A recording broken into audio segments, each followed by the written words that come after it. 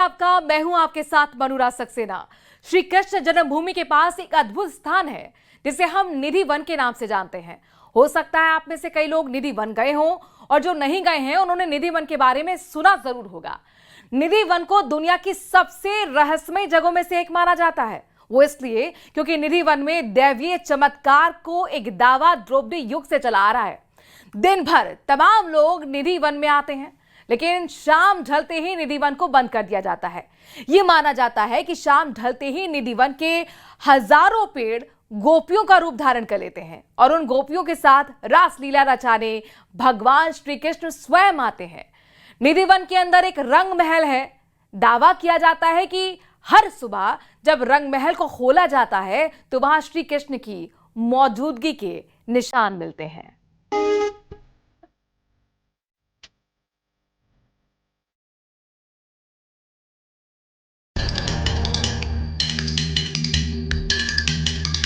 दावा है कि ये सब कोई और नहीं श्री कृष्ण करते हैं, जो आज भी इस निधि वन में आते हैं और कलयुग में भी अपने होने का एहसास कराते हैं। इस पूरी कहानी को परखने का सिर्फ और सिर्फ एक ही तरीका है कि आप रात यहाँ पर गुजारें, लेकिन वो अलाउड नहीं है, आपको इजाजत नहीं दी जाती।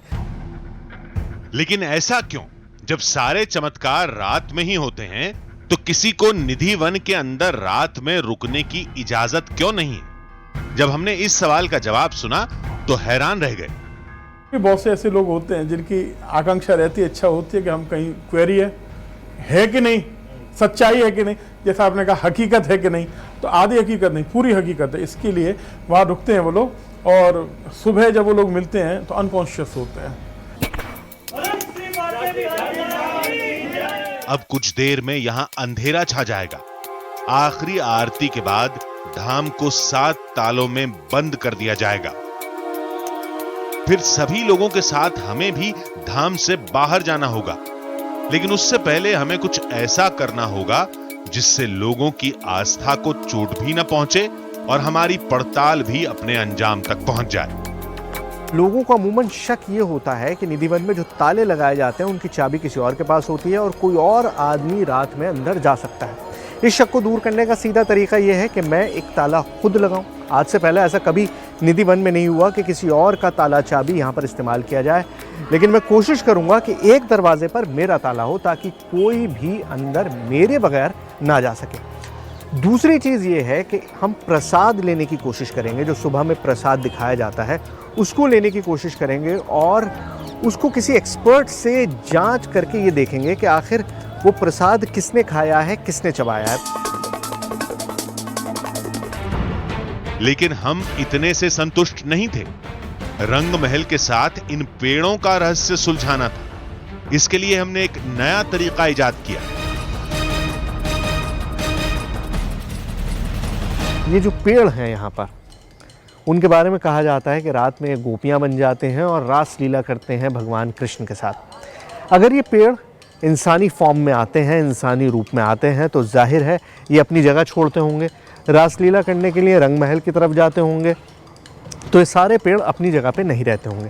इसीलिए मैं तागा लाया हूँ और कुछ पेड़ों को मैं एक दूसरे से बांध दूँगा। उससे होगा ये कि अगर पेड़ अपनी जगह से हिलेंगे, जैसा कि यहाँ पर सब लोग मानते हैं, तो ये जो धागा है ये टूट जाएगा। तो शुरू करते हैं। पहले इस पेड़ को यहाँ से यहाँ तक बांधते हैं, उसके बाद देखेंगे कि क्या होता है। हमने 8-10 पेड़ों को आपस में बांध दिया। क्या आज की रात भी श्री कृष्ण निधि वन में आएंगे? क्या ये पेड़ सखा बनकर अपने भगवान के साथ रास करेंगे? क्या ताला लगने के बावजूद आज भी रंग महल में रखा प्रसाद खाया हुआ मिलेगा? अगर ऐसा होता है तो यकीन मानिए, निधि वन की पड़ताल आज एक नया मोड़ लेने वाली थी।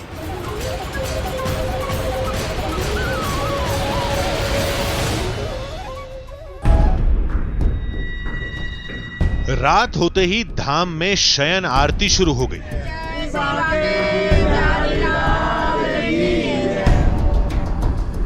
आरती के बाद रंग महल के गर्भगृह को रोज की तरह सजा दिया गया।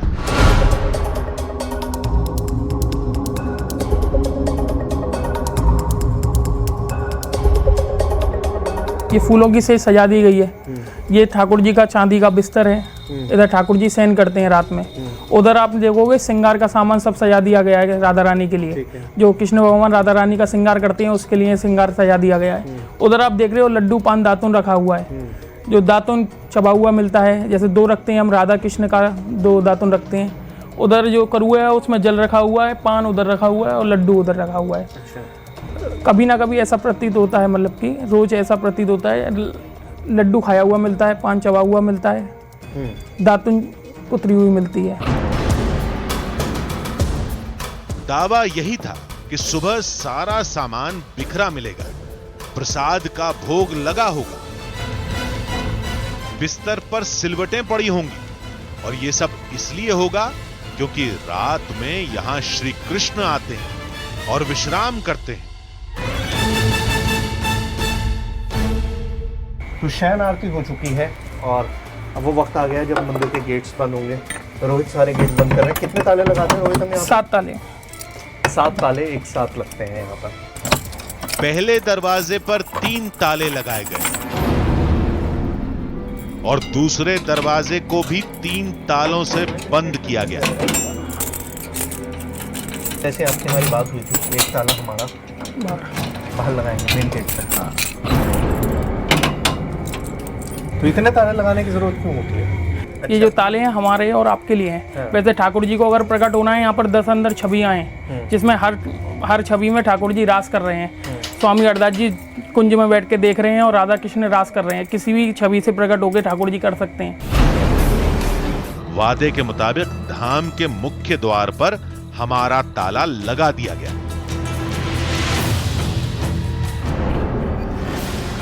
निधिवन के मुख्य दरवाजे पर लगे ताले की चाबी केवल हमारे पास थी।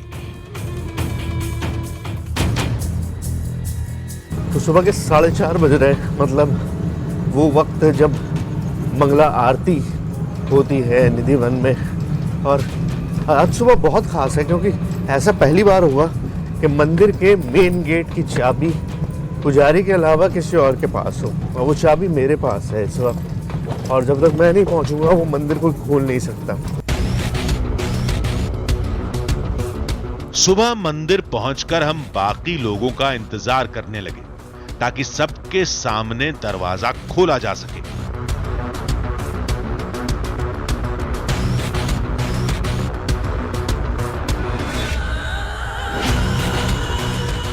तो मंदिर का मुख्य द्वार है, इसकी चाबी मेरे पास है।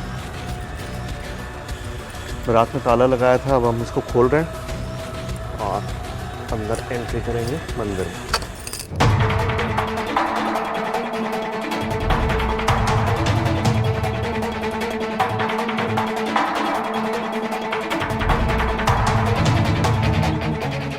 रामा प्यारे कुंज विहारे श्री हरदास। धाम में पसरा सन्नाटा कई सवालों के जवाब लिए अपने आप में सिमटा हुआ था।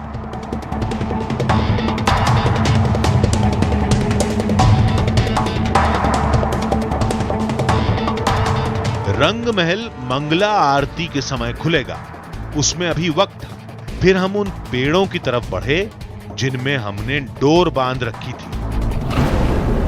मैंने इन पेड़ों को आपस में बांध दिया था कई जगहों पे, मेरे ख्याल से 3 जगहों पर मैंने बांधा था। और हमको ये उम्मीद थी कि अगर ये पेड़ अपनी जगह पर रहते हैं, जैसे पेड़ हमेशा हर जगह एक ही जगह पे रहते हैं, तो जाहिर है वो धागा उसी तरह से बंधा होगा। लेकिन अगर ये पेड़ मूव करते हैं, जो कि अपने आप में इम्पॉसिबल है सोचना भी, तो वो धागा टूट चुका होगा। प्रॉब्लम ये है कि रात भर बारिश हुई है और इस वक्त आप हालत देखिए कितना पानी भरा हुआ है, और ऐसे में उस जगह को तलाशना बहुत मुश्किल हो रहा है जहाँ पर वो धागा हमने बांधा था। और ये बंदरों ने इतनी धमाचौकड़ी मचा रखी है पानी में कि आपको समझ नहीं आ रहा है कि आपको जाना किधर है। और हर कदम जो है वो बहुत स्लिपरी ज़मीन हो रही है, तो चलना बहुत मुश्किल है। लेकिन कोशिश कर रहा हूँ। मुझे याद है कि एक धागा जो है वो बहुत करीब यहीं कहीं पे बांधा होगा हमने। आइए, ओह आइए आइए आइए।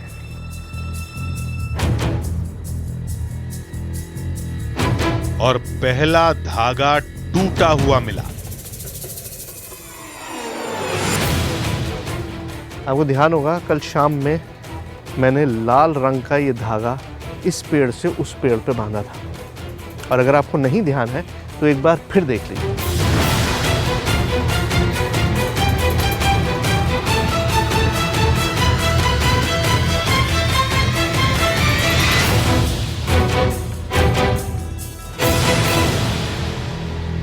तो देखा आपने, यही धागा हमने बांधा था और ये धागा यहाँ से इस पेड़ से मैंने बांधा था और ये इस पेड़ तक था। ये रहा, ये देखिए, ये पूरा धागा बंधा हुआ है इन दोनों पेड़ों के बीच में और इस वक्त ये टूटा हुआ है बीच से। ये देखिए, मैंने अभी पकड़ रखा है इसलिए आपको ये पूरा दिखाई दे रहा है, इस पेड़ से लेकर उस पेड़ तक। और ये अब इसे कैसे एक्सप्लेन करें मुझे नहीं पता। रात भर यहाँ पे बारिश रही है और जैसा आप जानते हैं कि एक बंदर भी यहाँ शाम होने के बाद नहीं ठहरता है। तो मैं ये कहूँ कि बंदर धमाचौकड़ी मचा रहे होंगे, बंदरों के उछल कूद में कूद गया। खैर कोई बात नहीं, हमारे पास एक दूसरा भी तो है। आइए, यहीं कहीं बांधा था ना दूसरा तीसरा उस पे। Yes, here it is. ये रहा। ओ गॉड, ओ गॉड।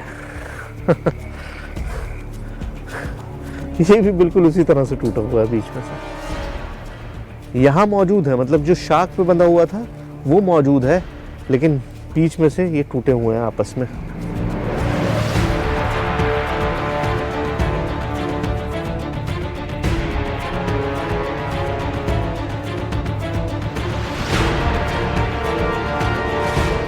कुछ यही हाल झाड़ियों में बंधी डोर का भी था।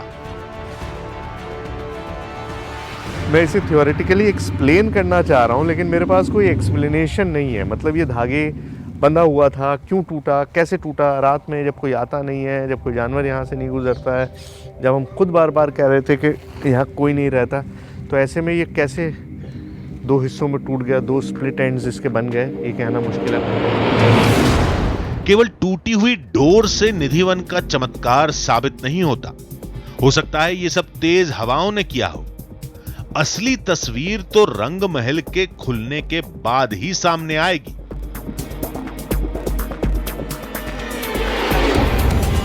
जहां चमत्कार की आस में भक्तों की भीड़ जमा हो चुकी थी। फिर गर्भगृह का गेट खोलने का वक्त हो गया। बोलो राधा रानी की जय, बांके बिहारी लाल की जय, स्वामी जी महाराज की जय। दरवाजा खुलते ही पुजारी चमत्कार की निशानियों को तलाशने लगे। उसके बाद जो दिखा उसने हमें हिलाकर रख ये दिया। देखो दोनों दातुन करी हुई। विश्वास नहीं होता, जो लड्डू 8 तालों के अंदर बंद था उसे किसी ने खाया था। के अंदर दिख रहा कुछ भोग लगा हुआ। ये देखो, राधे राधे। पान चबाए हुए थे। ये देखो पान जमा हुआ। राधे राधे राधे राधे।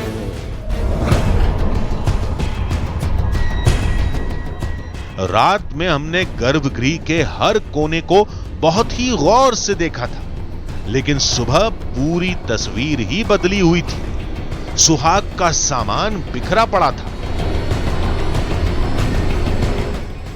लेकिन यह सब हुआ कैसे? दावा तो यही था कि यह सब ही श्री कृष्ण भगवान का चमत्कार है, जो सदियों से धाम में आते रहे हैं। लड्डू खाया हुआ था, पान चबा हुआ था, हाँ। दातुन भी चबी हुई थी। हाँ। जो हम करुए में जल भर के गए थे वो आधा मिला था। हाँ। और जो साड़ी श्रृंगार थी, साड़ी खुली हुई मिली थी, श्रृंगार का सामान भी बिखरा हुआ मिला था। धाम में वही हुआ जो सदियों से होता आ रहा है।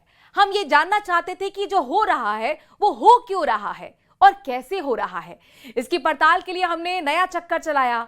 फैसला किया कि क्यों ना रंग महल के प्रसाद को अपने साथ ले चलें, यानी वो लड्डू, वो दातून, वो पान के बीड़े जिन्हें भगवान की मौजूदगी का निशान माना जा रहा है। हमने मंदिर प्रशासन से बातचीत की और वो प्रसाद अपने साथ ले गए। हम भी उस प्रसाद की जांच करवाई, लेकिन जब जांच का नतीजा सामने आया तो हम भी हिल गए।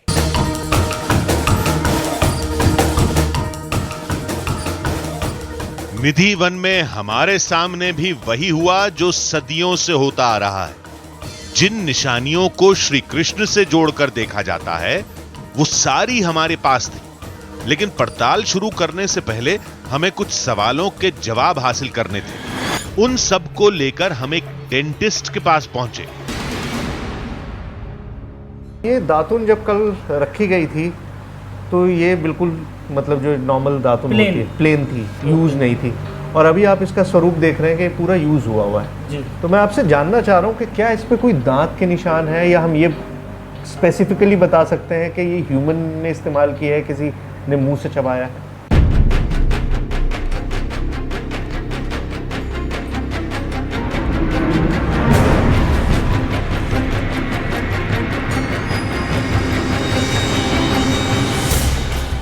देखिए सर, ये दातुन जो आपने मुझे दिया है इसको कोई ना कोई ह्यूमन के द्वारा चबाया गया है। अच्छा, मतलब इंसानी दांत मौजूद है इसमें? मौजूद है। ये तो हो गई बात इसकी जी। मुझे बताइए, जैसे ये पान है, अब ये पान इसमें बहुत ज़्यादा मिल गया है जी, लेकिन ये उनका कहना है कि ये भी इस्तेमाल, ये भी चबाया गया है, ये यूज़ किया गया है। देखिए जैसे ये क्या ये भी आपको लगता है कि काटा गया है?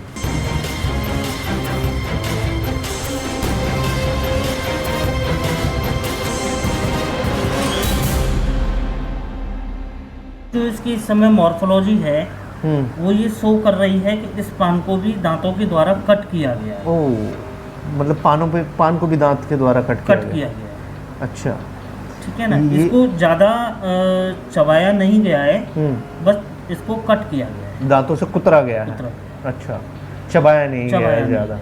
या आप बहुत श्योरली कह सकते हैं डॉक्टर साहब? देखो, एट प्रेजेंट जो पान की जो कंडीशन है उसको देखते हुए तो यही महसूस होता है। ठीक है, चबाया नहीं गया है लेकिन इसको कट किया गया है, और ह्यूमन दांतों से किया गया है। दांतों के द्वारा कट किया ऐसा तो नहीं है कि कोई छोटा जानवर जैसे चूहे वगैरह चले जाते हैं कमरे में?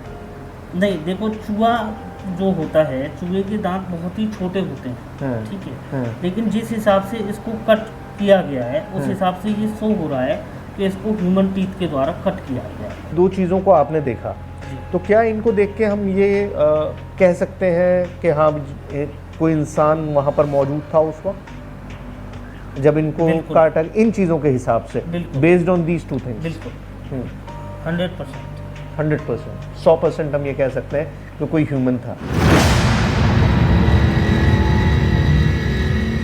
जबकि ऐसा होना संभव ही नहीं है। हमने गर्भगृह के चारों तरफ ध्यान से देखा था। मुख्य दरवाजे के अलावा कहीं से भी अंदर जाने का रास्ता नहीं था, और दरवाजों पर 6 ताले लगे हुए थे। यहां तक कि धाम के मुख्य दरवाजे पर हमारा ताला लगा था। फिर यह हुआ कैसे? पुजारी के मुताबिक प्रसाद का भोग लगाने वाले भगवान हैं, और विज्ञान के मुताबिक यह काम किसी इंसान का है। जबकि यह प्रसाद और सामान जहां रखा था वहां किसी इंसान का पहुंचना मुमकिन ही नहीं था। लेकिन आधुनिक युग की सोच इसे चमत्कार मानने से भी रोकती है। ऐसे में निधि वन को लेकर एक बड़ी वैज्ञानिक पड़ताल की जरूरत है, ताकि उसके नतीजे पर वैज्ञानिक शोध किया जा सके। तभी इसकी हकीकत लोगों के सामने आ पाएगी।